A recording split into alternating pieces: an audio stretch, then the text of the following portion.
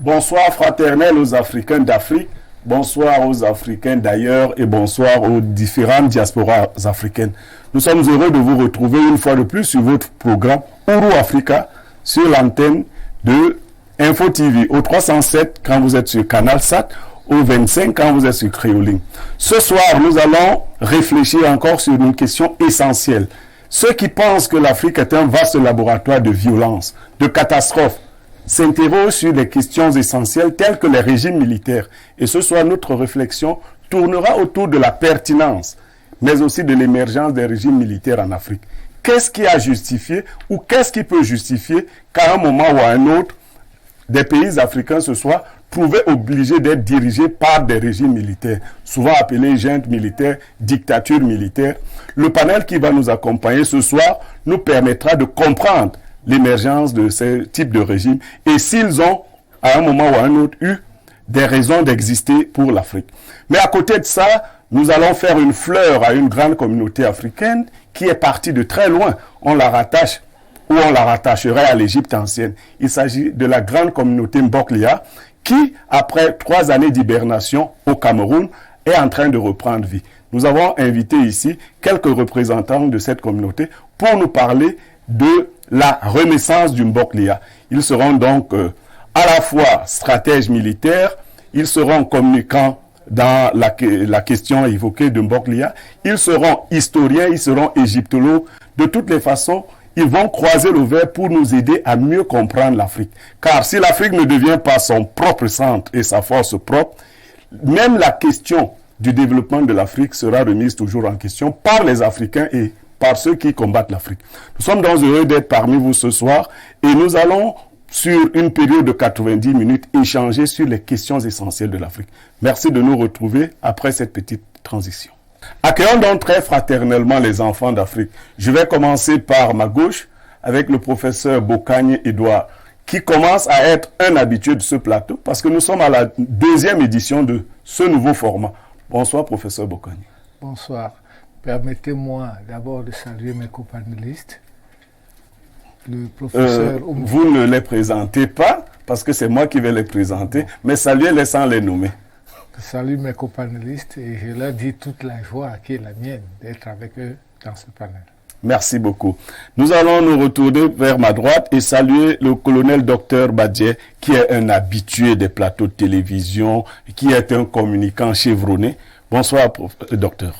Bonsoir, j'ai un plaisir à communiquer ici parce que vous avez l'art de choisir, toujours un panel, n'est-ce pas, de gens respectueux et qui savent que la vérité n'appartient à personne, elle est devant nous, en bon existentialiste. Merci encore et à tous vos téléspectateurs qui sont certainement derrière leur téléviseur pour suivre cette émission qui va certainement dégager une particularité aujourd'hui. Nous sommes privilégiés de vous avoir sur notre plateau. Le troisième et non des moindres, c'est le professeur Oumdiki. Bonsoir, professeur. Bonsoir, Pierre Blériot. Votre ancien étudiant tenait à tout prix à vous faire une fleur, le professeur Bokagne.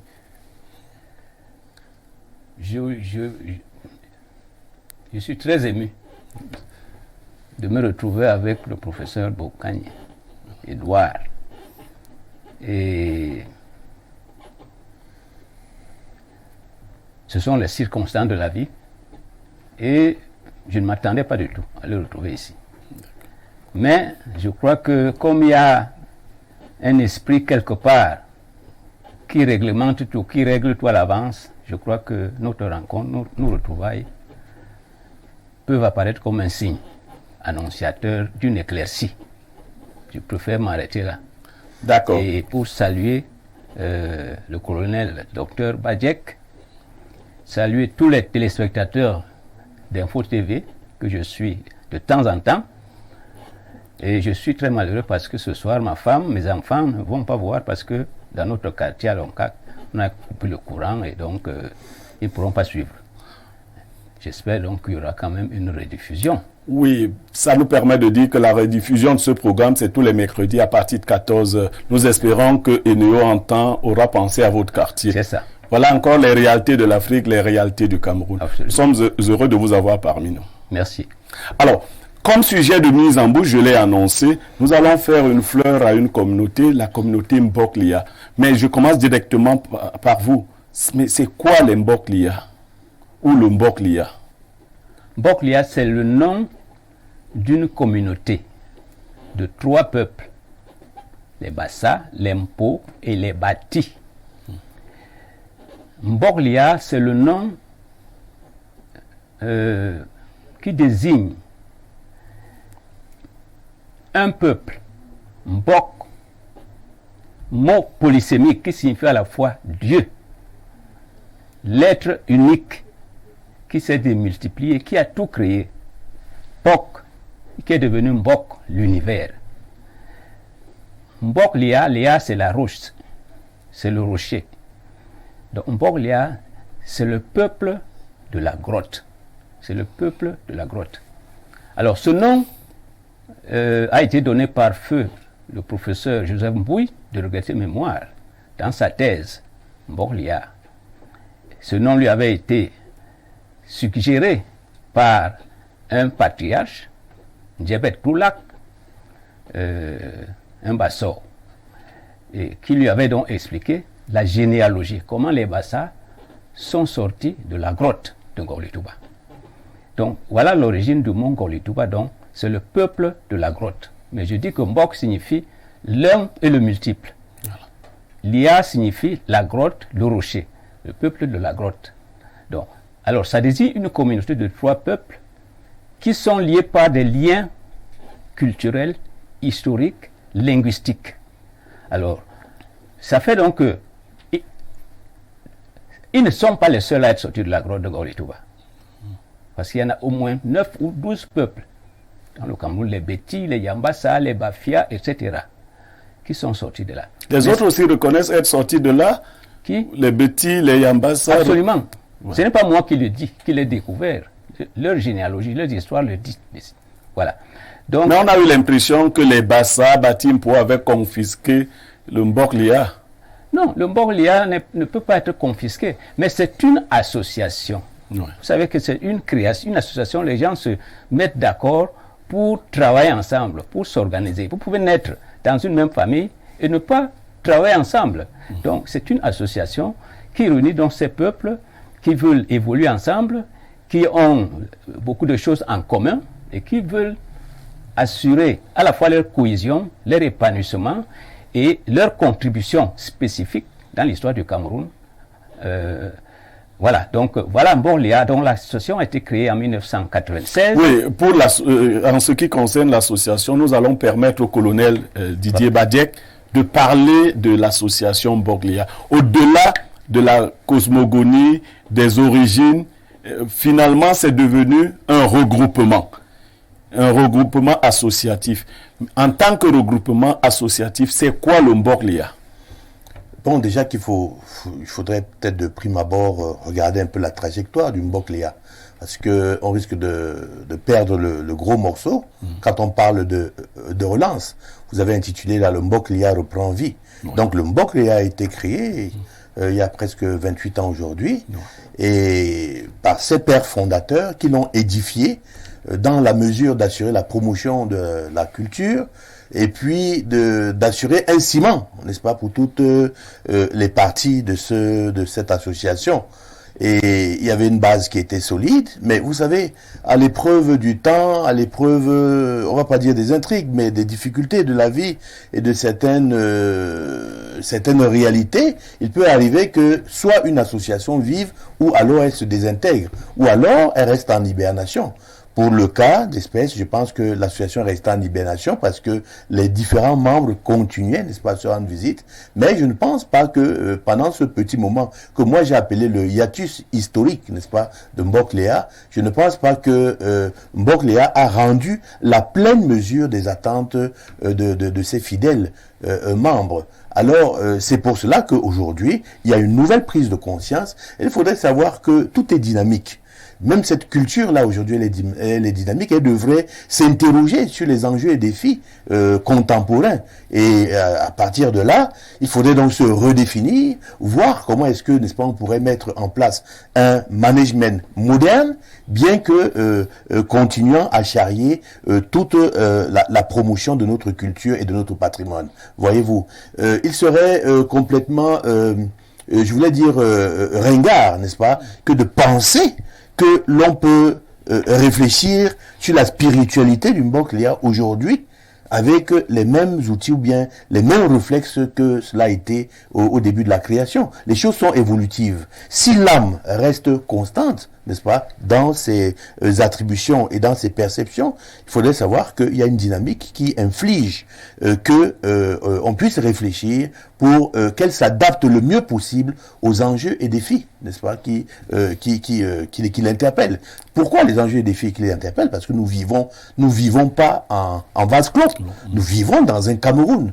Et donc, c'est une intégration qui se fait également au niveau de l'unité nationale, mais avec la véritable spécification de cette structure, voyez-vous. Et pour ce faire, donc, il faudrait être capable de créer de nouveaux outils de management et de recréer, de resserrer le lien spirituel qui existe entre les membres. Alors, brièvement, quels sont les nouveaux défis, quels sont les nouveaux challenges que le Mbok Lia se donne? Actuellement, si jamais il y a eu un hiatus, il faudrait relancer. Donc, relancer, c'est de pouvoir redéfinir les bases fondamentales du Mbok Lia. Alors, qu'est-ce que cela veut dire? Ça veut dire qu'on devrait être capable d'édifier ce que l'on a appelé le toit commun.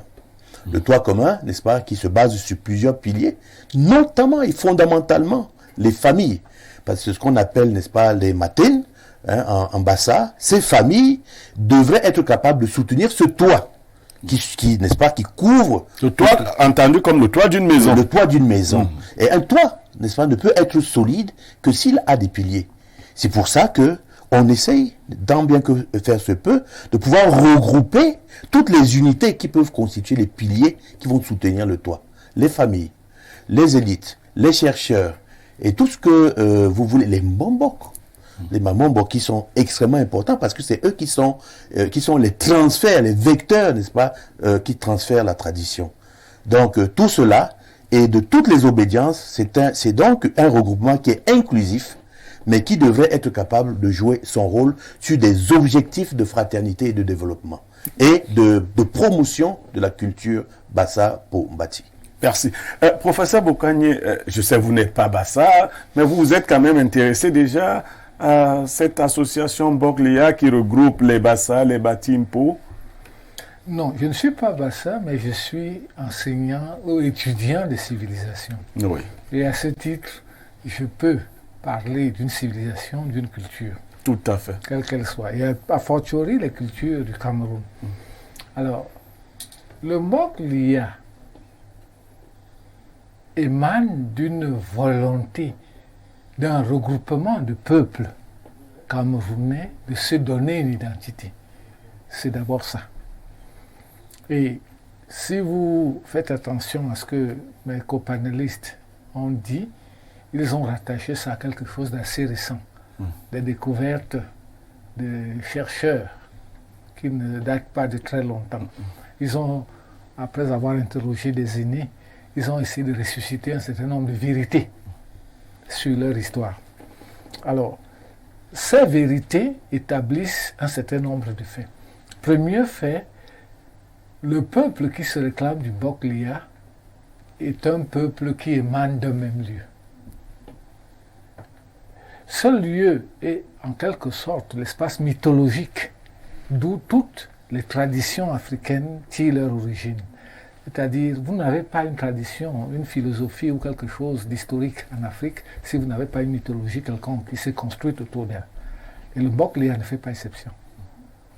Alors, quoi qu'on pense que beaucoup de peuples émanent de là, ceux qui se sont appropriés de cette réalité, c'est le grand peuple Bassa, Bati et Mpo. C'est eux qui sont appropriés. L'espace d'où ils se réclament, le rocher Ngok de Touba est significatif. Alors, de cet espace d'où ils émanent, ils ont essayé de créer une réalité qui est la leur. à partir de là, ils existent. À partir de là, ils peuvent se projeter. Et là, la question qui a été posée à mon copanéliste, le colonel Badiek, c'est quelle est la suite de ce passé? La suite de ce passé, c'est être capable de s'inventer. Il a fourni une piste. Est-ce que la communauté en fournira d'autres? Ça, nous la lui laissons. Il ne m'appartient pas de le dire pour elle. D'accord. Professeur Oumdigui, nous revenons à vous parce que la fleur que nous vous avons accordée va bientôt se refermer. Quelles sont les actions immédiates que l'association Mbok-Léa compte poser? D'abord, la première action immédiate, comme vous l'appelez, c'est-à-dire imminente, dans quelques jours, c'est la tenue à Pouma. Pouma est une ville du Cameroun, il faut la situer. Elle est située dans la Sanaga maritime, donc entre Boum-Yébel et Déa. Et c'est une ville où la première l'Assemblée générale de relance de Mbok-Léa va se tenir à partir de 8 heures. Quel jour? Le 22, le samedi prochain. Samedi 22 avril, oui. Voilà. Alors ça, c'est un grand événement qui se prépare. Parce que un travail a été fait pendant près de 9 mois à la suite du décès du deuxième président général de Mbok-Léa. Parce que le premier président, c'était feu le ministre Léonard Claude Mpouma, qui a donc été suivi par feu le président Jérôme Milinde, qui est décédé il y a 2 ans. Donc c'est pour ça qu'il y a eu cette hibernation, mais on s'est retrouvés et on a dit qu'il fallait aller de l'avant. C'est pour ça qu'une réflexion a été initiée et qui a fait appel à toutes les couches de la population, de cette ère culturelle, pour pouvoir penser véritablement l'avenir de cette communauté dans tous les domaines. Alors, c'est ça qui a abouti donc à la tenue, à la programmation de cette Assemblée générale qui va se tenir et qui aura comme seul point d'ordre du jour l'élection d'un nouveau bureau exécutif. Alors, c'est quelque chose qui est très attendu parce que vous savez que chaque être dans le monde a une tête, c'est-à-dire une direction. Quand il n'y a pas de direction, ça va dans tous les sens. Donc, la mobilisation a été organisée et toute l'ère culturelle, je dirais même tout le Cameroun est en émoi par rapport à l'attente de cet événement qui va se tenir et qui a obtenu l'autorisation de l'autorité administrative et ceux qui vont accueillir l'événement ont été sensibilisés, les chefs traditionnels, les maires, tout le monde, les élites attendent l'événement parce que c'est un événement fédérateur, c'est un événement qui va rassembler jusque dans la diaspora, c'est-à-dire la communication se fait. Alors, c'est pour ça que c'est une grande...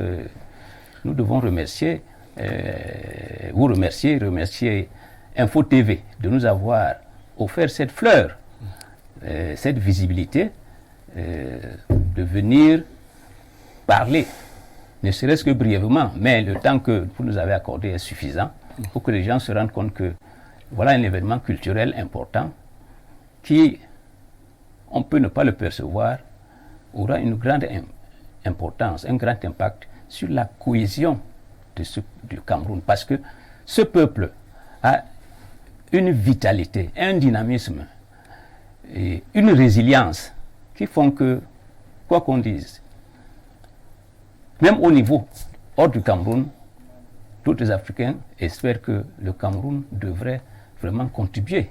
J'espère qu'on va y arriver tout à l'heure en évoquant la question des régimes militaires, parce que l'Afrique est vraiment dans un état effrayant. Voilà. Docteur Colonel Badiek, voilà, nous vous offrons une tribune internationale. Euro-Africa, c'est un programme panafricain, et Info TV est sur le canal SAT. Quel est le message que vous envoyez à toutes les communautés Bassa, Batimpo à travers le monde? Eh bien, je voudrais dire que nous pensons que nous allons réveiller comme ça la mystique commutative et non communautariste. Vous voyez, cela veut dire que Vous tenez à prendre cette précaution. Oui, tout à fait. Au moment où les irrédentismes se font ressentir. Oui, et il faudrait justement faire la différence. On n'a jamais dit que la diversité était un facteur de division. La diversité est une richesse. Donc, on peut être différent dans la quête d'une certaine unité. Et c'est pour ça qu'il a parlé tout à l'heure de cohérence. Et moi, je parlerais même de cohésion de la mosaïque. C'est-à-dire une mosaïque où on ne devrait pas enlever un élément, sinon elle n'est plus solidifiée. Et on revient toujours à notre principe du toit commun qu'on devrait être capable de solidifier. Alors, le message qu'il faudrait envoyer, c'est que dans une réunion, dans une assemblée de ce genre, lorsqu'on recommence, lorsqu'on relance, ce n'est pas le lieu, n'est-ce pas, de venir occuper le temps et l'espace par la polémique. On revient justement pour réveiller cette mystique. Et c'est cela qu'il faudrait faire. Mais est-ce que ce n'est pas le reproche qu'on fait souvent au peuple Bassa de s'éterniser dans les polémiques? Tout le monde est sage chez les Bassa. Ça relève, je ne sais pas de quel ADN. Comment est-ce que il peut être repéré comme étant un élément identitaire? Non, je pense que comme dans tous les peuples, il y a des gens qui sont teigneux, il y a des gens qui sont prolixes, il y en a d'autres qui sont polémistes. Non, par exemple, lorsque vous êtes déjà représenté, identifié par un marqueur, eh bien, on a tout fait, n'est-ce pas, de vous donner, de vous attribuer des rôles que vous n'avez pas, ou alors des caractères que vous ne détenez pas. Non, ce qu'il faudrait être capable de dire au peuple aujourd'hui, c'est que déjà, les retrouvailles, ce sera le grand départ. Et ces retrouvailles-là vont justement susciter cette mystique dont je parlais tout à l'heure. Mais il y a bien un programme qui est en cours, qui sera observé, c'est-à-dire qu'on va également dans la structuration de ce Mboklia, la restructuration, parce que ce qu'on ne dit pas aussi, c'est qu'il y aura l'élection d'un nouveau président général. Il y a déjà des candidats en vue? Ça, on ne le sait pas, on va voir. Déjà, il faudrait que les candidats soient éligibles. Non. Il faudrait qu'on puisse constituer tout ce qu'il faut réglementairement, tout le corpus. On peut savoir ici ce qu'il faut pour être candidat à être président de Mboklia. Ça, je ne voudrais pas que cela se fasse ici, parce qu'il y aura une commission qui va déterminer, n'est-ce pas, les conditions d'éligibilité. À quelques jours de l'élection, vous ne savez pas, on n'a pas encore les conditions. On rentre dans la mystique, on rentre dans la marmite du Mboklia. Et si moi je voudrais être président du Mboklia? Et vous savez, nous sommes toujours conduits par l'élément qui est fondamental, parce que les Bambambok, ils ont un rôle extrêmement important à jouer là-dedans, parce que c'est eux les garants de la culture, n'est-ce pas, de ce que nous avons de plus cher. Donc, voyez-vous, il y aura de la contradiction dans les idées, parce que à ce niveau-là, il va être question absolument de voir quelles sont les conditions nécessaires pour pouvoir mener la stratégie, la nouvelle stratégie que nous avons mise sur pied. Il y a une nouvelle stratégie, et il y a plusieurs niveaux. D'accord? Maintenant, il faudrait savoir aussi que le président général n'est que le représentant, en fait, la personne morale qui devrait être capable de mener à bon port toute la politique et tous les objectifs que nous aurons décelés ce jour-là. D'accord. Bon, je crois que les peuples du monde, les peuples africains, à travers leur diaspora, les peuples d'Afrique, en Afrique et au Cameroun, sont bien informés de la tenue de ce grand regroupement à Pouma au Cameroun le samedi 22 avril, oui, à partir de 8 heures. Oui. Un grand regroupement qui va permettre au Mboklia de reprendre vie. Nous vous remercions d'avoir largement parlé de cette question. C'est vrai, on aurait pu s'étendre plus longtemps, mais je crois que ce qui a été dit est suffisant pour que les masses soient mobilisées. Rendez-vous donc à Pouma pour tous qui pourront y être samedi prochain. Nous allons lire quelques messages et revenir pour aborder la problématique de cette émission proprement dite.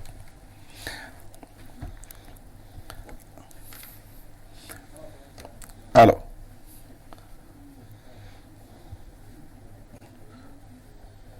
bonsoir, bonsoir Monsieur Niemek. S'il te plaît, il fallait aussi inviter le professeur Charlie Gabriel Mbok. Bon, ceux qui sont invités ne sont pas moins. Voilà. Bon, on n'a pas beaucoup de messages. Nous allons revenir et entrer de plein pied dans la problématique qui nous réunit ici ce soir. La problématique des régimes militaires en Afrique. Professeur Bokani, qu'est-ce qu'un régime militaire? Est-ce qu'il est suffisant d'avoir un militaire à la tête d'un État pour qualifier le dit régime de militaire, ou il y a des spécificités pour identifier un régime militaire? La première chose qu'il y a à comprendre déjà d'un régime, c'est le mot régime lui-même. Ouais. Le régime est un système de gouvernance d'un pays. Et ce système puise à l'intérieur de ce pays dans les différentes forces vives qui peuvent exister. Et c'est ces derniers temps, avec l'organisation de la composante armée, d'une certaine manière, qu'on a commencé à avoir l'idée du régime militaire. Ça s'incorpore un peu dans la doctrine de défense des pays, qui est un peu ce que nous appelons la doctrine de l'armée composante la nation. Alors, cette armée qui se sent ou qui se croit ou qui a été dite composante la nation, se croit le devoir de s'impliquer à l'intérieur de cette nation pour résoudre les différentes problématiques qui s'y posent. Et c'est à ce moment que, quand elle saisit les éléments institutionnels de cette nation, qu'on peut parler de régime militaire, c'est-à-dire l'armée occupant l'institution et exerçant de fait le pouvoir politique. Alors, docteur colonel Badje, ces deux titres qui inspirent, qui sont révélateurs, on comprend tout de suite que vous êtes aussi, ou d'abord un militaire. Mais qu'est-ce qui explique que les militaires sentent le besoin ou le désir de prendre en charge les institutions d'un pays, notamment dans les pays africains? Il faudrait déjà savoir comment ils prennent. Le régime, ils le prennent par la force. Voilà. Donc ce sont des prises de pouvoir par la force et qui sont forcément anticonstitutionnelles. Ça veut dire des coups d'État dans la totalité des cas. Voilà. Et ça participe un peu de la culture politique qui est un héritage assez résilient dans certains pays. Vous allez vous rendre compte qu'il y a certains pays africains qui abritent le plus de nombre de coups d'État. Je vais parler comme ça du Mali, de la Guinée, enfin une majorité de pays de l'Afrique de l'Ouest. C'est une culture qui est due à quoi? Peut-être les formations qui ne sont pas complètement abouties. Parce que la culture du militaire, le militaire devrait savoir qu'il a une mission qui est régalienne. C'est-à-dire que personne d'autre ne peut réaliser cette mission que le militaire lui-même. Son rôle est de défendre l'intégrité territoriale de la nation et de protéger les institutions. Alors, moi je pense qu'on met les rôles à l'envers. C'est-à-dire que dans un système démocratique, il y a la possibilité pour le peuple de pouvoir accéder au pouvoir à tout moment. C'est-à-dire, il y a les méthodes de révolution, il y a les méthodes des élections. Ça peut ne pas bien marcher et qu'il y ait une participation assez homogène d'une tendance à vouloir rompre, n'est-ce pas, la continuité d'un régime. Mais lorsque vous prenez déjà le régime par la force, c'est qu'il y a un manque de respect déjà. Vous imposez quelque chose de façon asymétrique, puisque les autres en face n'ont pas d'armes pour pouvoir répondre. Donc je pense que là, vous assujettissez, n'est-ce pas, les autres. Et puis, si on regarde aussi dans le fond, vous allez vous rendre compte que le militaire n'est pas habitué à un management, n'est-ce pas, qui est consensuel. Le management militaire, c'est un management martial. Il est martial, il est pyramidal. Un capitaine n'a absolument rien à dire. Un colonel, on dit même souvent que vous rentrez avec vos idées dans le bureau du chef et vous ressortez avec les siennes. Ouais. D'accord? Donc ce n'est pas un système de management qui sied aujourd'hui au management moderne. Bon, maintenant vous allez me dire quelle est la dimension, quel est le phénotype du management moderne. Non. Est-ce qu'on voudrait dire que c'est le management à l'occidental? Et est-ce que la démocratie aussi, c'est une démocratie à l'occidental? Non, ce que je voudrais dire, c'est que pour ma part, je ne pense pas que le militaire devrait être l'arbitre d'une notion politique. La preuve, c'est que tous les régimes militaires que vous avez aujourd'hui, en dehors de celui du Ghana, avec Jerry Rawlings, vous allez vous rendre compte que ces coups d'État, ces putsch, en appellent à d'autres. Donc, ils ne sont pas la solution. Il y en a même qui font très peu de temps et se voient remplacés également par des putsch. Il y a plusieurs exemples que l'on peut vous donner. Nous allons en arriver. Professeur Oumdigui, c'est un militaire qui parle. Il dit que le management militaire n'est pas en adéquation avec les institutions démocratiques. Mais est-ce qu'il n'y a pas des situations limites qui peuvent justifier que les militaires prennent en charge les institutions? Votre question est extrêmement intéressante et pertinente parce que la caractérisation même, quand on dit régime militaire ou régime civil, ne préjuge pas de la qualité de la gouvernance. Pour moi, ça ne préjuge pas du tout. L'organisation économique, l'organisation sociale et politique, le fait de dire que ça c'est un régime militaire, ça c'est un régime civil, on voit des régimes civils qui sont des régimes de dictature, d'exploitation de l'homme par l'homme. Donc, ce n'est pas le fait du militaire qui devrait... Il faut voir l'objectif. Qu'est-ce qui est visé lorsque un groupe, à un moment donné, se sent obligé de prendre le pouvoir par la force? C'est d'abord ça qu'il faut voir. Bon. Maintenant, il y a régime militaire et régime militaire. Il y en a dont l'existence se justifie. Mais je n'ai pas besoin de parler longuement. Je veux seulement évoquer le cas du regretté colonel Kadhafi. Voilà. Le régime que le colonel Kadhafi avait édifié dans son pays. Je ne sais pas, tous ceux qui ont eu le loisir ou la chance d'aller en Libye pour voir comment les Libyens vivaient, leur niveau de vie. Mais c'est quelque chose qui, en Occident, moi j'ai vécu en France pendant près de 25 ans, en Europe. Vous ne verrez jamais des reportages qui montrent que voilà la Libye, les gens vivent normalement. Non, c'est un dictateur, il veut conquérir le Tchad, etc., etc. Et c'est ça qui a fait que la façon dont ce chef d'État africain a été barbarousement assassiné par soi-disant la communauté internationale, c'est quelque chose qui est un cas typique dans l'histoire. Parce que on ne peut pas, ce que Kadhafi a fait pour son peuple et ce qu'il était prêt à faire pour l'Afrique ne peut pas justifier le sort qui lui a été réservé. Donc, moi je mettrais un bémol, c'est-à-dire que pour moi, l'essentiel de la réflexion doit commencer par voir que, en réalité, quelle est l'organisation sociale, quelle est la place du peuple dans que le régime soit militaire ou civil. Mais c'est-à-dire que ce sont les apparences. Le colonel a raison de dire que le militaire, il a un rôle précis. Il a un devoir régalien. Bon, les méthodes ne sont pas les mêmes. Mais ce sont des êtres humains aussi. Prenons le cas de ce qui vient de se passer il y a quelques années au Mali. Franchement, quand on connaît ce que les peuples africains vivent depuis la conquête et depuis les indépendances de la France, la question du terrorisme...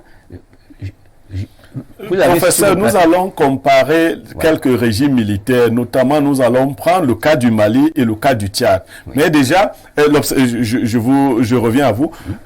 Je suis totalement éberlué de constater qu'un civil puisse suggérer l'idée d'un régime militaire, tandis que le militaire dénie aux militaires le droit d'aspirer à la gestion des institutions. Professeur Bokani, le professeur Oumdigui vient d'évoquer le cas du colonel Kadhafi, qui avait un régime militaire en Libye, mais nous avons aussi le cas du feu Thomas Sankara, qui est présenté comme un grand nationaliste au niveau du Burkina Faso, est-ce qu'on peut légitimer quelques régimes militaires?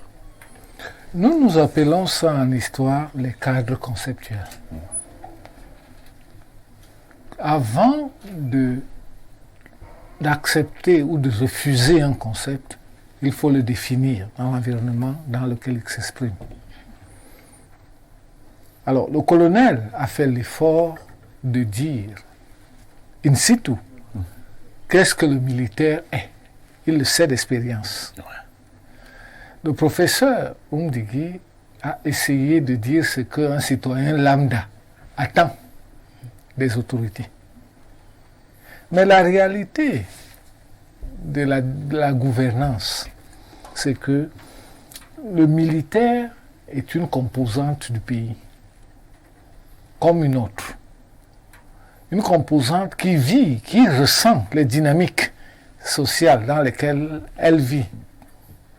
Et à l'intérieur de cette dynamique, elle peut se croire, cette dynamique-là, cette composante oui. Elle peut se croire un rôle. Elle le prend, elle l'assume. Je vais peut-être me permettre de corriger le point de vue du professeur Umdigi, et qui dit que c'est la communauté internationale qui aurait tué le colonel Kadhafi. Bon, je crois que les Libyens y étaient un peu pour quelque chose. Donc, on reviendra peut-être sur la polémique autour de l'assassinat. La réalité, c'est que... On se sert toujours des Africains de toutes les façons. La limite n'est jamais clairement définie là-dedans entre le militaire composante de la nation et la nation dont il se sent une composante.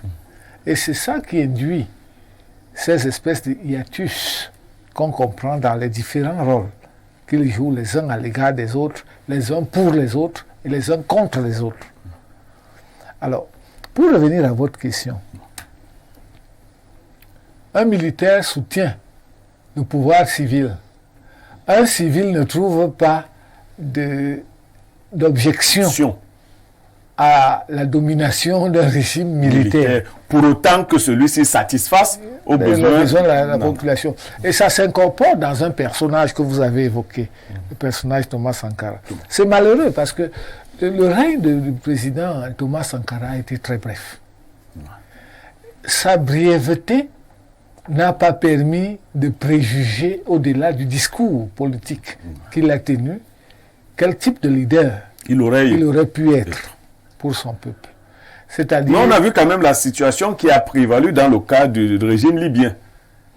Oui, dans le cas du régime, et ça revient à ce que nous disions, c'est-à-dire qui finalement a abattu le régime libyen. Non, avant la chute, est-ce qu'un militaire peut bien tenir un régime? Nous avons dit depuis le début que les militaires sont des composantes de la nation. Nous avons un colonel qui nous tient un discours tout à fait cohérent. Les militaires ne sont pas des handicapés mentaux. C'est des docteurs, c'est des ingénieurs, c'est des médecins, c'est des hommes tout à fait rationnels. Il n'y a rien qui empêche à un militaire d'exercer. Mais dans votre développé, vous nous permettez de voir un autre angle. Très souvent, et ça je tire aussi ça de l'analyse du colonel Dr Badie, qui a dit que là où les coups d'État militaires se sont perpétrés très souvent, on a comme aperçu un problème dans la formation des militaires. Et j'ajoute à cela que des fois nous observons que ce n'est pas ces bons militaires, enfin ces militaires très bien constitués qui prennent souvent le pouvoir. Il y a à l'observation souvent un certain type de militaires qui tentent de prendre des pouvoirs dans les pays. Je dirais au colonel que sa vision pêche par manque de profondeur historique. Parce qu'en réalité, partout où les pouvoirs changent très souvent et les militaires le prennent souvent, ce n'est pas à cause du facteur militaire stricto sensu. C'est à cause de l'instabilité globale du pays dont les militaires sont de simples éléments. Et les militaires se positionnent comme des facteurs d'ordre à l'intérieur de ces pays. C'est-à-dire ils se perçoivent comme des sortes de messies lorsqu'il y a des problèmes d'instabilité. Le cas du Mali nous montre qu'ils sont perçus comme tels. D'accord. Nous allons lire quelques réactions de nos téléspectateurs.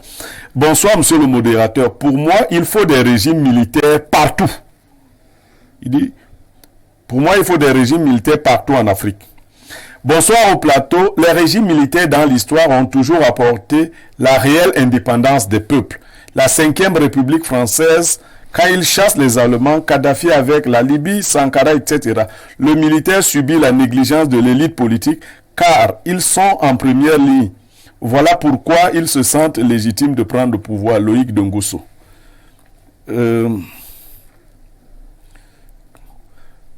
Bonsoir les panélistes, je suis Théodoro Bongo depuis Lomé au Togo.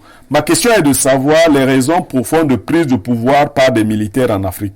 Vous ne trouverez pas ces situations, vous ne trouvez pas que ces situations découlent de l'échec de la démocratie marquée par le tribalisme, les corruptions et détournements de fonds, des maintiens des régimes au pouvoir, surtout la mauvaise gouvernance économique et sociale? Puisque souvent on remarque que les populations se mobilisent derrière ces militaires lors de ces prises de pouvoir par la force.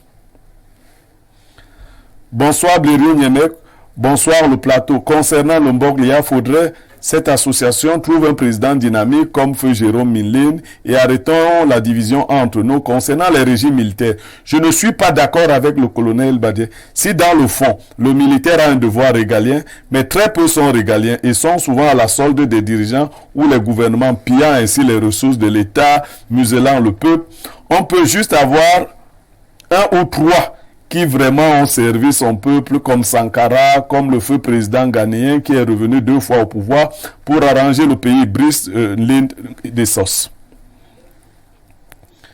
Prenons quelques messages aussi au niveau de... Alors, bonsoir Blériot, parfois les militaires méritent le pouvoir comme au Cameroun. Bon. Il faut un militaire à la tête de notre État. S'il te plaît, demande au colonel du plateau de poser la candidature en 2025. Il sera voté par nous. Moi, je vais battre campagne. Serge Ateba. Voilà, le même dit, voilà les militaires qui changent le Mali. Et pourtant, si au Cameroun, on avait un militaire à la tête de notre État, non. Nous étudions les cas où les militaires ont pris le pouvoir. Nous n'encourageons pas les militaires à prendre le pouvoir. Ce n'est pas ce que nous faisons. Nous étudions, nous essayons de comprendre intellectuellement. Bonsoir Blériot. Franchement, je pense à mon humble avis que pour l'Afrique, le régime militaire est idéal. Mais à la condition que les militaires soient au pouvoir, qui sont au pouvoir, soient des visionnaires de bonne moralité pour pouvoir passer la main à une certaine variable de la démocratie. Bon. Edith Paula. Salut les pros, bonne émission. Les militaires nous aident beaucoup dans notre pays. Bon, nous revenons sur le plateau. Colonel Dr Badier, vous semblez être pris à partie. Permettez que je vous pose la question. Pendant que vous, le militaire, vous semblez dénier aux militaires la bonne vision dans la gestion des affaires institutionnelles, d'autres pensent que l'Afrique a besoin très souvent de régimes militaires. Eh bien, je le dis parce que je suis un soldat. Peut-être à la retraite, oui, mais je vis la réalité. J'ai vécu la réalité du management militaire. C'est un management rugueux, n'est-ce pas? C'est un management hiérarchique. Peut-être qu'on en a besoin. Je ne suis pas sûr. Déjà, l'appétit venant en mangeant, dès que le militaire s'installe, il ne quitte plus.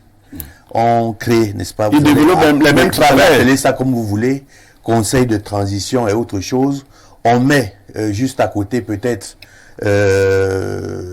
quelques civils, n'est-ce pas, pour saupoudrer, pour dire que les décisions sont prises, n'est-ce pas, de manière consensuelle, mais au fait, on dirige, n'est-ce pas, d'une main de fer. Et le militaire n'a pas de culture politique. Pour diriger un pays, quand même, il faudrait un minimum de culture politique. Il ne faudrait pas prendre ses désirs pour des réalités. C'est vrai que ça choque plusieurs personnes que moi, militaire, je dis que je préfère qu'il y ait d'autres forces beaucoup plus convaincantes dans le système de la prise de conscience politique qui arrive. Il y a eu des prises de pouvoir ici qui se sont déroulées suite à une révolution. Et vous vous rendez compte que ces pouvoirs-là, je veux dire, ces situations politiques sont un peu plus stables que celles, n'est-ce pas, qui sont successives à un coup de force militaire. Parce que, je vous l'ai dit dans mon propos tout à l'heure, que le militaire n'a pas ce réflexe du consensus. Vous ne pouvez pas diriger aujourd'hui un pays sans le consensus. Il faudrait être capable de comprendre que j'ai besoin d'un économiste qui viendra me dire ce qu'il faut faire, j'ai besoin d'un politiste, j'ai besoin d'un sociologue, ainsi de suite, ainsi de suite. Mais les militaires ne comprennent pas cette diversité, ces variables. Je ne vais pas dire, aujourd'hui, par exemple, l'armée camerounaise, c'est une armée qui est élitiste. Hein. Il y a toutes les spécialités, c'est un corps qui est bien, qui est professionnel, mais ce n'est pas la question. La question, c'est le moule. Quand vous faites allusion, par exemple, aux armées, aujourd'hui, au niveau du Cameroun, l'armée camerounaise est une armée qui est républicaine. La preuve, c'est que le 6 avril, l'armée camerounaise s'est penchée du côté qu'il fallait. Elle a défendu les institutions. Elle a défendu les institutions. Elle n'a pas institutions. profité pour se substituer. Du tout. Et je pense que ça n'est pas la solution en Afrique. La solution en Afrique, c'est la prise de conscience, l'éducation politique, pour que aujourd'hui le militantisme, n'est-ce pas, soit un militantisme ouvert, réaliste, qui s'ouvre, n'est-ce pas, parce que il y a des bases solides de ce. Aujourd'hui, vous avez des gens qui militent, mais qui ne savent même pas pourquoi est-ce qu'ils militent. Donc, n'allons pas donner une charge supplémentaire à des soldats qui ont des missions qui sont déjà délicates. La mission de sécurité aujourd'hui, avec l'émergence de nouvelles menaces, notamment les menaces asymétriques, font que le militaire, n'est-ce pas, avec l'élongation opérationnelle que on leur soumet, n'est-ce pas, ne peuvent pas s'occuper d'autre chose que de la défense du territoire national. Ah, ok. Et ça, c'est une raison qui est fondamentale. D'accord. Première chose. Alors, déjà, il faut être capable de bien faire son travail à ce niveau. Mais lorsque vous voyez un peu comment est-ce que ces armées au niveau de l'Afrique de l'Ouest sont en déliquescence aujourd'hui, vous allez vous rendre compte que ces armées auraient mieux à faire que de lorgner le pouvoir politique, que de faire déjà leur travail qu'ils doivent faire. C'est ça déjà le premier problème. Maintenant, je n'ai pas dit que le militaire n'est pas capable de pouvoir assurer une... Mais de manière générale... Mais vous suggérez quand même qu'un militaire à la retraite peut diriger un pays. Ça, c'est différent. Si vous voulez prendre mon cas, je vais vous dire que j'ai terminé ma réserve mobilisable pendant 3 ans. Maintenant, je suis un citoyen libre. Je peux parler de toutes les choses. D'accord. Bon, professeur Oumdigui, vous n'allez pas vous laisser phagocyter forcément. Hein. Vous avez votre point de vue à défendre. Est-ce que nous pouvons comparer ici les régimes militaires des pays tels que le Mali et le Tchad? Essayons déjà de regarder l'émergence d'un régime militaire comme celui du Tchad, avec le fils du feu président Idriss Déby. Quelle lecture vous faites sur un tel régime militaire? Je ne sais pas pourquoi mais vous devez avoir vos raisons de citer cet exemple récent. Parce que, s'agissant du Tchad, il y a eu tellement de coups d'État. N'est-ce pas? Oui. Il y a eu beaucoup de coups d'État. Voilà. Bon, peut-être que celui-ci qui vient de se produire est un cas tout à fait spécial. Mais c'est très regrettable. Parce que pour l'Afrique, ce qui s'est passé au Tchad, c'est quelque chose qui n'est pas très honorable pour les Africains. Parce que feu le président Idriss Déby, puisque c'est son fils qui a pris le pouvoir, avait la complicité de la France. Mais vous voyez la France partout dans les complicités, professeur? Quand je le dis, je ne le dis pas parce que j'ai mené une enquête. Ah, d'accord. Je le dis parce que c'est une opinion qui est exprimée. Oh, d'accord. Par des couches sociales, par des chercheurs, par des acteurs, par les nationaux eux-mêmes. Alors, je lis aussi les journaux. Il y a des débats. La société, la société tchadienne n'est pas cloisonnée. On voit ce qui se passe là-bas. On voit comment ce qui s'est passé, le massacre qui s'est passé récemment là-bas, face à une manifestation, soit disant que les gens avaient des armes, mais on a massacré toute une population. Donc, Moi, je crois que je ne voudrais pas me focaliser sur... C'est-à-dire, la question militaire, civile. Je reviens à ce que j'ai dit tout à l'heure, que pour l'Afrique, ce n'est pas pertinent. C'est-à-dire que nous devons voir comment les gens vivent. Quel régime social convient aux gens. Le colonel parle de consensus. Quand il y a consensus, quels sont les avantages du consensus? Quand il y a consensus, il n'y a pas d'opposition. Mais dans ce qu'on appelle la démocratie, surtout la démocratie électoraliste, majoritaire, élitiste, il y a forcément... Ça, c'est un système conflictogène. C'est-à-dire qu'il n'y a pas de fin à cela. Ceux qui gagnent le pouvoir, soi-disant par les élections, frustrent ceux qui n'ont pas gagné le pouvoir. Eux, ils rêvent que de ça et ils utilisent tous les moyens. Or, où est l'intérêt général dans tout ça? Vous voyez que donc tel ou tel groupe s'oppose, ça veut dire qu'il n'y a pas consensus. Alors, il faudrait qu'on s'intéresse qu'est-ce qu'on appelle l'intérêt général. Pourtant, c'est une expression que tout le monde dit pour l'intérêt général, l'intérêt de tout le monde. Mais c'est quoi cet intérêt? Parce que si il y avait accord sur cet intérêt général, ce consensus, il n'y aurait pas d'opposition. Vous pensez que le civil, tout comme le militaire, peuvent promouvoir l'intérêt général? Absolument. Pour moi, je dis que cette opposition, pour moi, n'est pas pertinente. Je l'ai dit dès le départ que dire militaire, civil, ça ne préjuge pas de là. C'est comme lorsqu'on nomme quelqu'un, par exemple. Je prends un cas que tout le monde peut observer. On peut nommer quelqu'un à un poste. Ça ne lui donne pas l'excellence. Vous comprenez? Tout à fait. Il a le poste, mais ça ne lui donne pas l'excellence. Alors qu'il y a des fonctions où on n'a pas besoin d'être nommé. Je prends le cas, par exemple, des médecins. Est-ce qu'on devrait élire les médecins? Prenons ce cas-là. Attends. Si on devait élire les médecins, où serait-on? Donc, quelqu'un s'impose par la compétence parce qu'il a étudié, parce qu'il remplit les conditions et on voit les résultats. Donc, en matière de gouvernance, de gestion de la société, de la nation, l'opposition militaire-civile, pour moi, est purement secondaire. Elle est factice. Voilà. Il faut aller plus au fond, regarder le vrai fond du problème. D'accord, professeur Bokani. Je voudrais que nous procédions réellement à la comparaison de deux, parce qu'il y en a plusieurs. L'un qui semble être l'émanation d'une certaine volonté populaire. Je dis semble être, c'est à vous de faire l'analyse, le régime du Mali actuel, et un autre qui semble avoir été imposé au peuple, le régime tchadien. Est-ce que vous pouvez nous présenter un tableau comparatif des deux régimes militaires? Bon. Dans un cas comme dans l'autre, c'est des régimes militaires. Non, dans un cas comme dans l'autre, c'est des perceptions par apparence.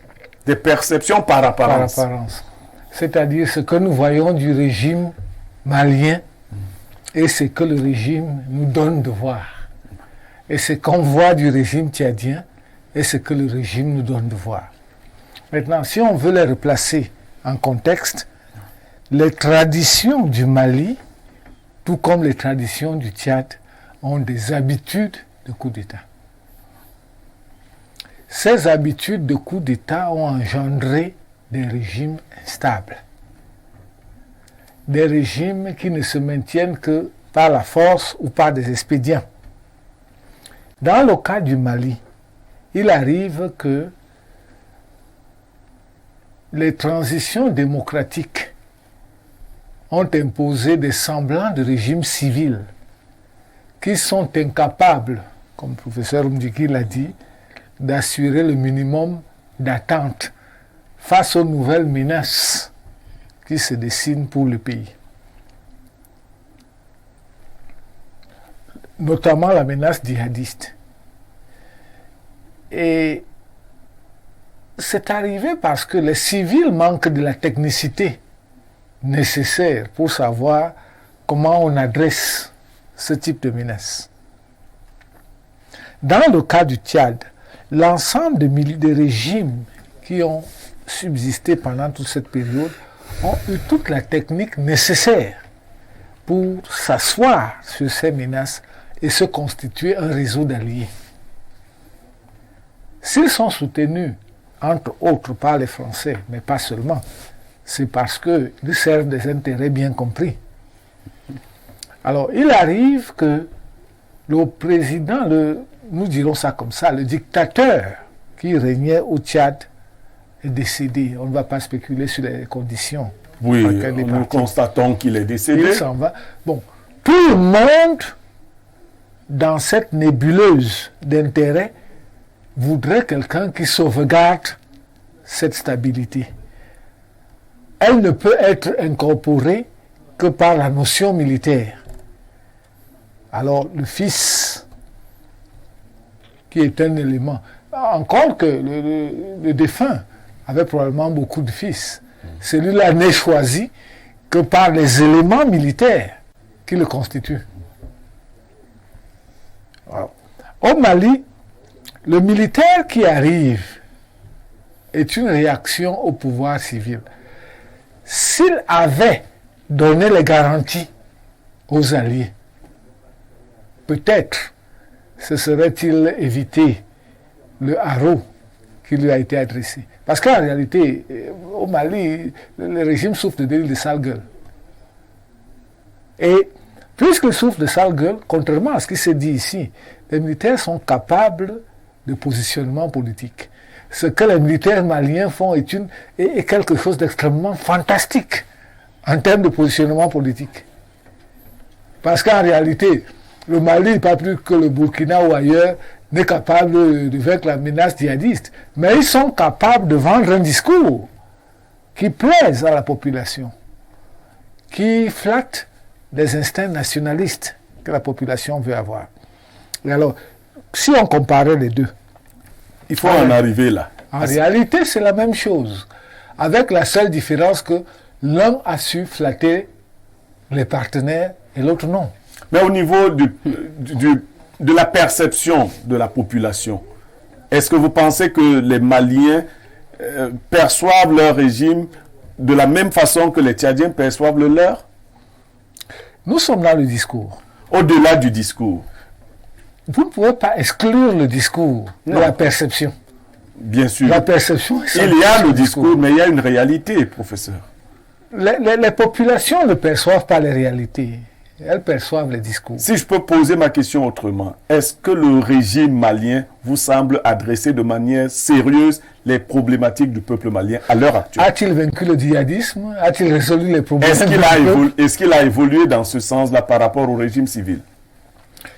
Premièrement, le régime militaire malien n'a pas encore eu le temps de se donner les résultats à la hauteur de ses ambitions. Deuxièmement, le régime malien n'a pas encore vaincu les oppositions extérieures qui lui sont adressées. Il est en train de se battre. Troisièmement, le régime malien est encore dans la posture du discours. Il parle. Et les populations, généralement, réagissent à des discours. Vive le général, abat le général. Vive le président, abat le président. Alors, colonel, oui. J'ai quelque chose à dire. Oui, professeur. J'apprécie l'analyse rigoureuse du professeur Bokanye. Mais j'observe qu'il s'abstient de prendre position. Nous ne sommes pas là pour prendre position, mais lui ne prend pas position. Dans ce cadre, nous devons prendre position pour éveiller les consciences. Il reste sur l'analyse intellectuelle des concepts. Il n'a pas fait ceci. Quand vous lui posez la question, les résultats, il dit que non, c'est encore la perception. Il flatte. Je crois que c'est un masque. Parce que le professeur Bokanye que je connais a une opinion. Voilà. Donc, je ne crois absolument pas à ce qu'il dit.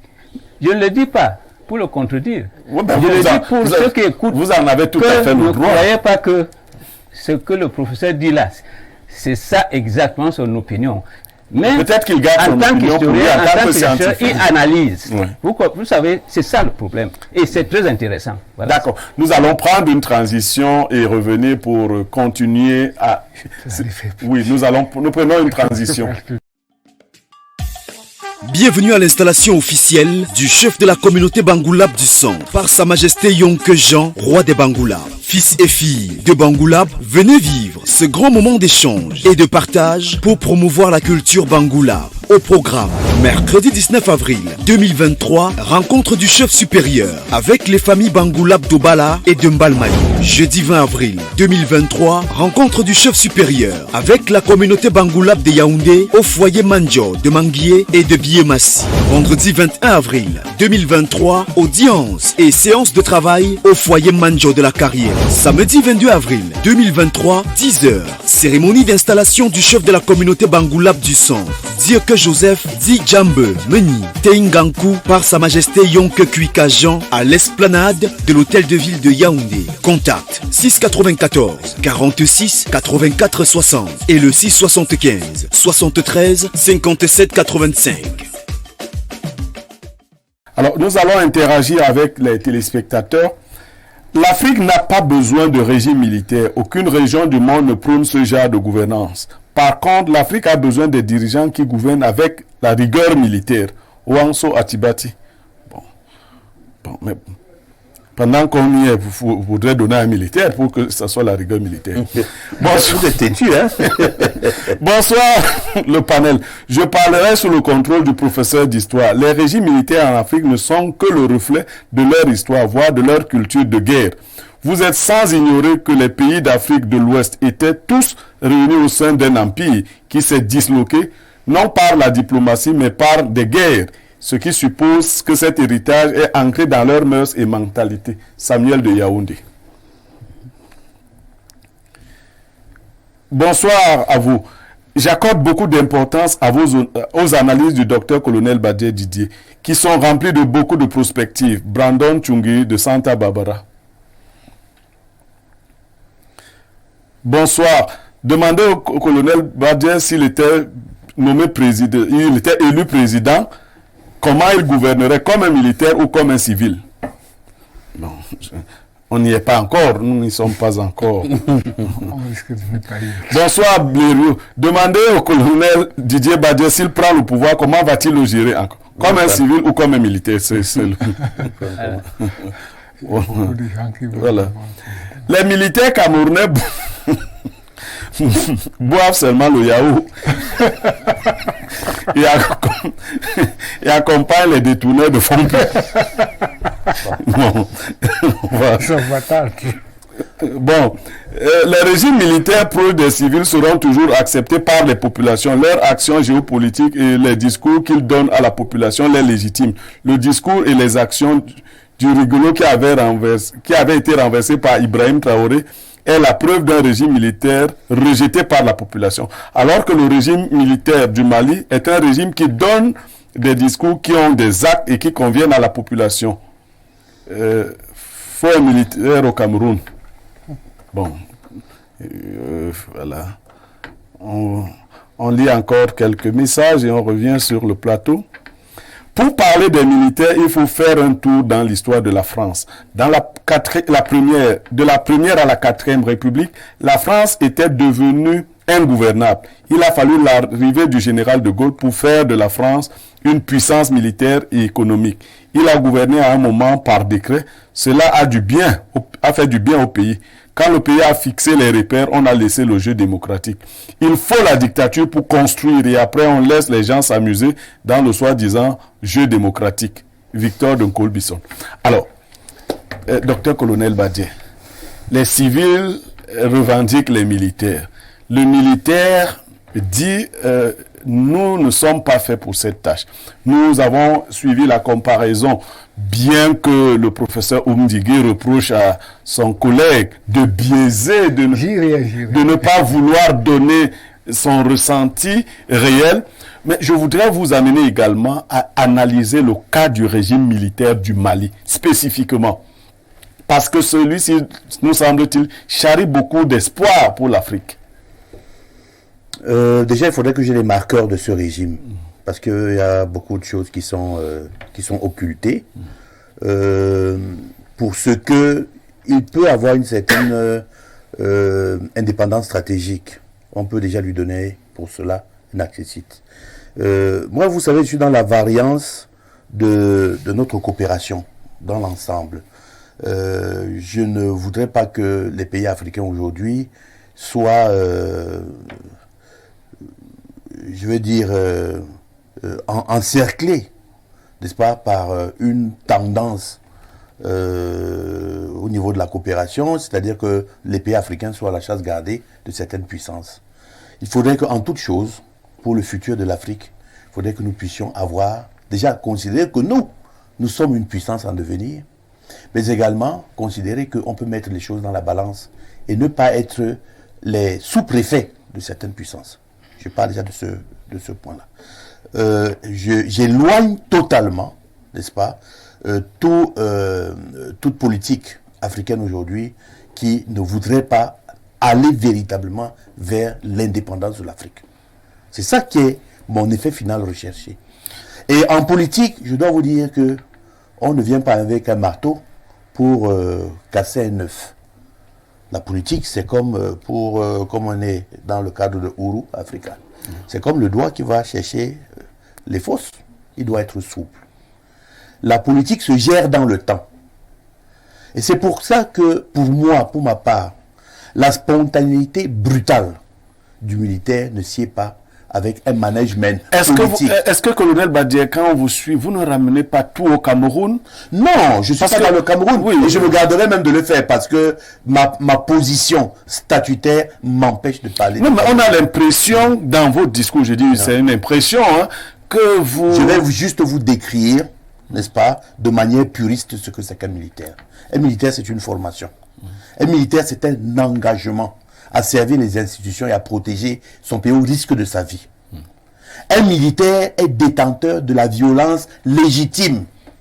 À partir du moment où il y a déjà, n'est-ce pas, une prise de pouvoir par la violence, n'est-ce pas, c'est déjà un cas d'illégitimité. Et je dois vous dire quelque chose. Pourquoi vous vous attardez sur ce que les militaires doivent faire illégalement et vous ne vous attardez pas sur ce que les civils doivent faire légalement? Il y a des élections qui sont en train de se passer un peu partout. Vous avez 100 candidats. Vous n'êtes même pas capable d'avoir un seul candidat de l'opposition. Il y a des élections qui vont se produire quelque part. Vous ne vous inscrivez pas au niveau des... pour prendre le pouvoir normalement, mais vous excitez les militaires à aller prendre le pouvoir. Mais on est où?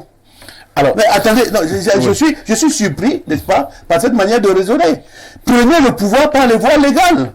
En ce moment, il faut s'inscrire sur les listes électorales. Il faut battre campagne. Il faut avoir une direction. Il faut avoir une pertinence dans la politique que l'on fait. Peut-être que les peuples exacerbés, lorsqu'ils sont exténués, lorsqu'ils sont dépassés par la pression des régimes civils, se disent, notamment avec les faits de corruption et autres, ils se disent, notre Messie viendrait de la dictature. Il arrive que les peuples aspire à être sous la dictature. Quand le peuple là il est exténué, il n'y a pas une aristocratie particulière. Le peuple là lorsque le peuple est là, il est représenté à l'Assemblée nationale par les députés. Il est représenté. Mais lorsqu'il ne se sent plus représenté. Mais le peuple dit. Il y a un mandat. C'est pour ça qu'il y a justement cette démocratie. Il y a un mandat qui va s'achever. Si le peuple ne trouve pas son compte, il attend la fin du mandat et il. Docteur Colonel Badje, j'ai vu un élève qui avait été si mauvais élève qu'il s'est dit lui-même, je vais chercher un des établissements les plus rigoureux de la ville. Je veux qu'on me mette sous une discipline de fer. Et c'est à cette seule condition qu'il a pu réussir. Vous ne pensez pas qu'un peuple peut se regarder et dire, nous sommes allés trop loin dans le libertinage, nous avons besoin de la dictature martiale militaire. Moi, je pense que le peuple doit arriver dans une maturité politique. Les mandats que nous avons à peu près au niveau de l'Afrique vont de 4 ans à 7 ans. D'accord? Vous venez d'élire quelqu'un pour que 2 années après, vous lui reprochez de mal gérer, d'avoir une gouvernance bancale. Non, écoutez. Non, chez nous, les mandats s'éternisent. Hein? Oui, mais les mandats ne finissent pas. Il y a des élections entre l'éternité. Oui, mais ils ne finissent pas. D'accord. Professeur Bokani, je vois que vous souffrez de voir un militaire. Mais est-ce qu'on ne peut pas soupçonner que les longues études de docteur Badje lui ont enlevé l'âme militaire pour lui donner une âme civile? Non. D'homme policier qui défend seulement les institutions? Je vais revenir au propos du professeur Umdiki, qui estime que je ne prends pas assez position. Oui. Bon, peut-être une position particulière est attendue de moi. Mais dans la réalité, votre exemple de l'élève, de mauvais élève qui sollicite. Oui, c'est-à-dire il y a un élève qui sollicite l'école la plus rigoureuse. Il y a combien d'élèves qui réussissent les concours d'entrée dans les écoles telles qu'elles sont organisées? C'est-à-dire, apparemment, le colonel Bazek vient de le remarquer, nous cherchons l'exception plutôt que la règle. Dans la réalité, ce qui est demandé aux militaires, c'est de faire un travail. Ce qui est demandé au peuple, c'est de faire son travail. Et le peuple, apparemment, démissionne de son travail et le confie à quelqu'un d'autre. Alors, très souvent aussi, on a utilisé les militaires pour atomiser les peuples, pour annihiler tout esprit. Il y a un mot clé dans ce que vous avez dit. Homme. Homme, c'est qui? C'est-à-dire, dans la réalité, la souveraineté qui est reconnue au peuple dans toutes ses déclamations, ce n'est pas une souveraineté qui la lui est accordée. C'est une souveraineté qu'il prend par lui-même. Il l'exerce. C'est-à-dire, et c'est pour ça que j'ai évoqué le cas du président libyen. C'est-à-dire, on aurait beau dire que ce sont les Occidentaux qui ont fait. La main qui ôte la vie du colonel Kadhafi est libyenne. Elle est libyenne. Quel que soit celui qui lui a donné le poignard, qui lui a donné, ce sont les Libyens qui ont achevé le travail. Alors, au Mali... Mais peut-être qu'on l'a fait ainsi pour que vous teniez ce discours. Les discours que je tiens sont assis sur une très longue tradition historique de compréhension de comment ces éléments se meuvent dans l'espace et dans le temps. Mais les Africains aussi étaient souvent dépossédés d'eux-mêmes. Non, je ne suis pas parvenu à élaborer. Le professeur Oumdigui m'a reproché de ne pas prendre position. Oui. Ce que je veux dire, c'est que tous les coups d'État réussis ou échoués l'ont été parce qu'il y avait des gens qui ont intérêt à ce qu'ils le soient. Et ces gens étaient souvent intérieurs et extérieurs. Il ne faut pas croire que c'est parce que c'est le Mali qu'il n'y a pas des intérêts extérieurs. Et ça s'est appuyé sur des formes de discours. Aujourd'hui, tout le monde dit du Burkina que Sankara était quelqu'un d'idéal. Ce sont les Burkinabés qui ont tué Sankara. Une frange des... Ce sont des Burkinabés. Oui, le Burkinabé qui l'a tué, il est resté 20 ans. Les Burkinabés n'ont rien fait pour l'enlever. Il a fallu qu'un concours de circonstances se mette en place pour qu'il parte. C'est-à-dire, à chaque fois, un pouvoir, quel qu'il soit, tient sur la base d'un ensemble d'équilibres qui se maintiennent. Alors, est-il légitime ou ne l'est-il pas? Parce qu'il repose sur ces équilibres. L'historien que je suis manque de distanciation suffisante pour évaluer le régime malien. Donc, vous n'avez toujours pas pris position, en fin de compte. Pour ce qui concerne le régime malien, rien ne me permet de dire qu'il est l'émanation du peuple malien. Il n'y a pas un peuple malien qui lui a dit de prendre le pouvoir. Mais il y a pas le peuple malien ne semble pas s'opposer à ce régime. Non, il ne semble pas s'opposer. En 1984-85, je crois que le peuple camerounais était vent debout pour le régime du président Paul Biya. Oui. Avec le temps, les réalités, c'est devenu plus composite. Est-ce le peuple? Ne laisse-t-il pas? C'est-à-dire, pour nous, les techniciens des sciences sociales, nous nuançons. Nous ne faisons pas du populisme. D'accord. Et brièvement sur le cas du régime militaire burkinabé actuel. Parce qu'il faut-il le remarquer ici, il n'y a plus beaucoup de régimes militaires en Afrique. Hein. À un moment donné, ils étaient légion, mais on en compte de moins en moins, je crois. Nous pouvons citer le Burkina Faso, la Guinée, nous pouvons citer le Tchad et le Mali.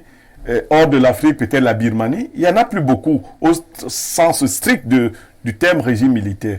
Mais que pouvez-vous dire du cas du Burkina Faso actuel? Pour les régimes militaires en général, je vais d'abord vous faire une prophétie.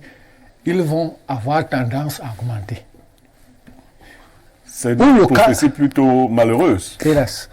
Pour le cas du Burkina, et ça explique pourquoi les régimes vont augmenter, ils sont la raison pour laquelle, pendant un temps, les régimes militaires ont disparu.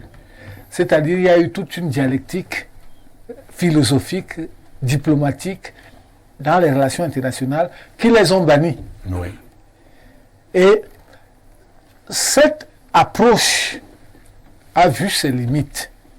Elle a vu ses limites dans la mesure où elle était construite sur la mauvaise compréhension des dynamiques sociales qui régissaient les différents pays qu'elle entendait gouverner. Et les militaires ont retrouvé naturellement leur place de composante sociale. Dans le cas du Burkina, dans le cas du Mali, ce sont des soldats qui se sont retrouvés en première ligne dans un débat, un problème national. Résoudre le problème du djihadisme, des menaces asymétriques pour lesquelles ils n'étaient pas préparés et que le pouvoir civil qui les gouvernait ne comprenait pas. Alors, ils ont pris cette réalité entre leurs mains. Les Maliens qui prennent le pouvoir là-bas, ou bien les Burkinabés, le prennent en réalité parce qu'ils veulent affronter cette menace. C'est la menace djihadiste qui les amène au pouvoir. Alors, est-ce à dire, je viens chez le colonel, auprès du colonel Badier, que les civils ne peuvent pas suffisamment mobiliser l'armée pour adresser une menace de cette nature, des menaces, celles que vous appelez asymétriques? Dans un pays mal construit, exactement. Il faudrait savoir qu'on conduit l'action militaire à partir d'une volonté politico-stratégique d'abord.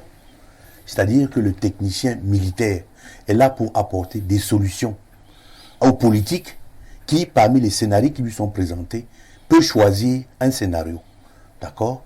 Vous me parlez d'un capitaine qui a pris le pouvoir. Dans sa formation, il n'a même pas encore traversé le niveau tactique. Il n'est qu'au niveau tactique. Pour être au niveau opératif, il faut déjà qu'il doit avoir fait son diplôme d'état-major. Il faudrait qu'il ait au moins traversé son cours de capitaine et peut-être même son école de guerre. Là, il va commencer à penser, n'est-ce pas, aux choses opératives, aux choses stratégiques. Dans ces écoles-là, on apprend la vie politique. On fait des comparaisons, on fait des études psychologiques, sociales, économiques. Et on voit comment est-ce que le militaire peut être rentable dans la vie de la nation. Alors, vous avez aujourd'hui le pouvoir. Quand je vous dis qu'il est exigeant ou alors exigible que le civil puisse donner son avis, c'est Clemenceau qui disait que la guerre est une chose tellement sérieuse qu'on ne peut pas la confier seulement aux militaires. Parce que le militaire est occulté par l'action.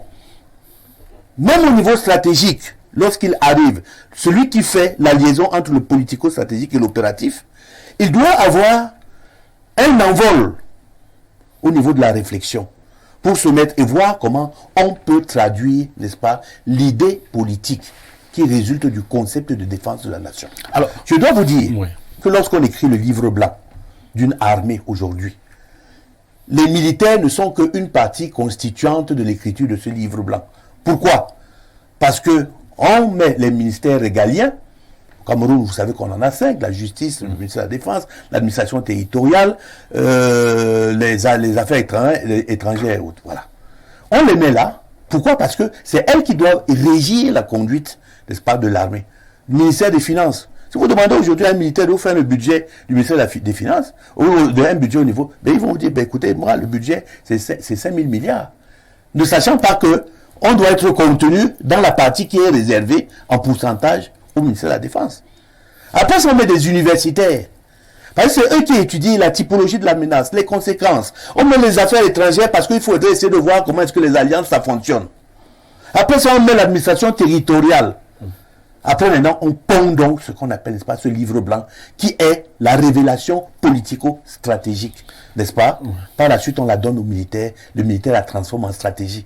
Et ensuite, au niveau, n'est-ce pas, des régions, c'est le niveau opératif. C'est pour vous dire que, aujourd'hui, le civil est là pour diriger. Le civil, n'est-ce pas, qui est là, qui dirige, est le chef des armées.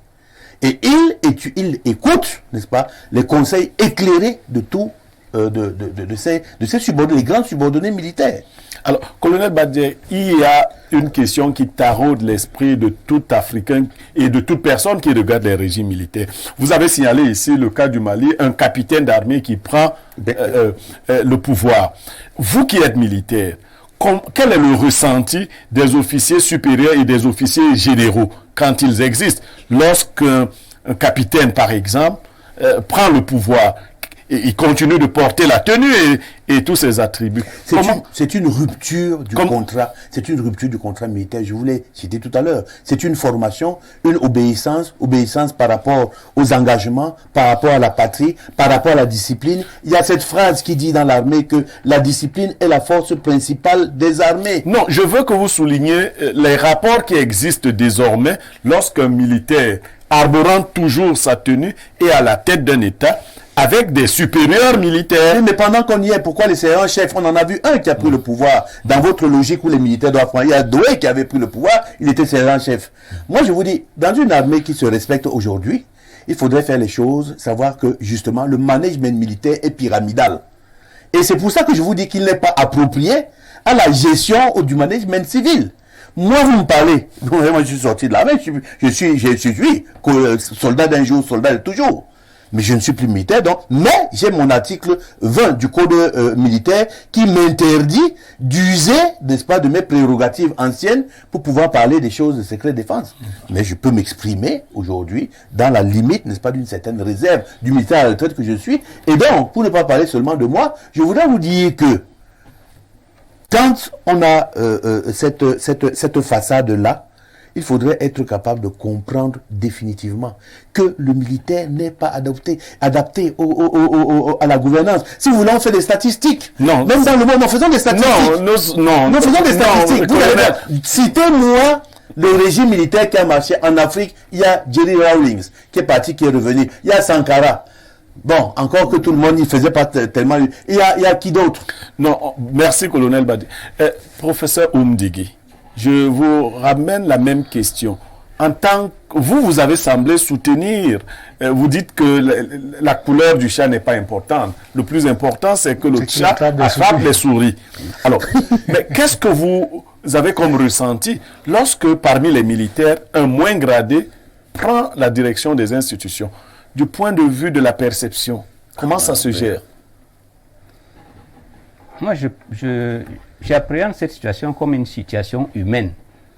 Les militaires sont des citoyens qui vivent dans la société.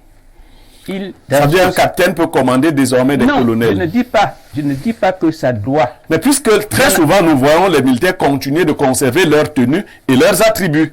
Est-ce que cela ne pose pas problème? Parce que ce problème se posait déjà avec le président Sankara, qui continuait de s'habiller en tenue militaire.